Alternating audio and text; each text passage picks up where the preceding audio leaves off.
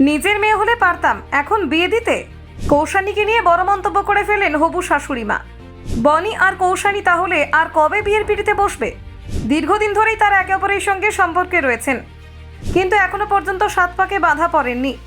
বনি কৌশানী মানেই টলিউডের সবচেয়ে কিউট জুটি। আজকের এই সম্পর্ক না টেকার দিনে এখনো অটুট তাদের সম্পর্ক। পারবো না আমি ছাড়তে তোকে থেকে বাস্তব প্রেম, বনি কৌশানী রোম্যান্স সত্যি দেখার মতো। কিন্তু বিয়ের প্ল্যান কেন স্থগিত? কবে বিয়ে করছেন বনি কৌশানী? দেখুন, বনি সেনগুপ্ত ও কৌশানী দাসের সম্পর্কের গল্প টলিউডের সবচেয়ে চমকপ্রদ প্রেম কাহিনীর মধ্যে একটি।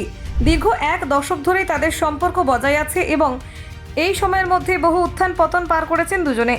প্রথমবার তারা পরিচিত হন 2015 সালে পারবো না আমি ছাড়তে তোকে ছবির সেটে। সেই ছবি শুধু তাদের ক্যারিয়ারের ক্ষেত্রে নয়, ব্যক্তিগত জীবনের জন্য একটি গুরুত্বপূর্ণ মাইলফলক হয়ে দাঁড়ায়। ছবির সেটে বনি ও কৌশানীর মধ্যে বন্ধুত্বের ভিত্তি তৈরি হয়, যা ধীরে ধীরে প্রেমে পরিণত হয়।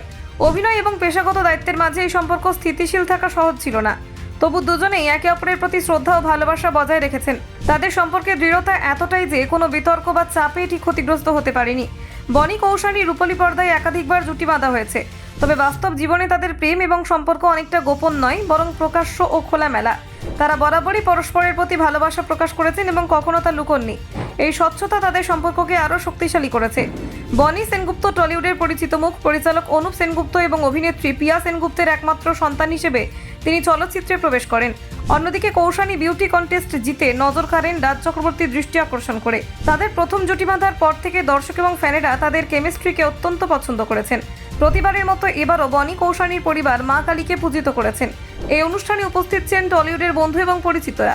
বিশেষভাবে ছোট পর্দার নায়ক রাহুল মজুমদারের সঙ্গে বনি কৌশানীর বন্ধুত্ব এবং ঘনিষ্ঠ সম্পর্ক নজর কাড়ে।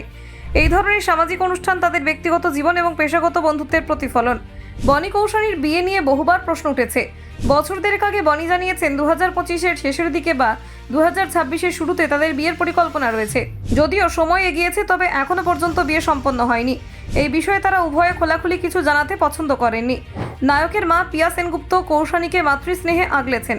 কৌশানীর পিতা না থাকায় মা ছেলের এই বন্ধন আরও দৃঢ় হয়েছে। পিয়া স্বীকার করেছেন কৌশানীর বিয়ে এখনই তার দায়িত্বের অংশ নয়।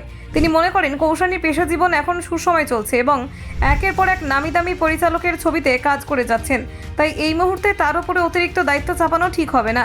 কৌশানীর পেশাগত জীবন বর্তমানে অত্যন্ত ব্যস্ত। তিনি ধারাবাহিকভাবে সিনেমা এবং অন্যান্য প্রজেক্টে কাজ করছেন।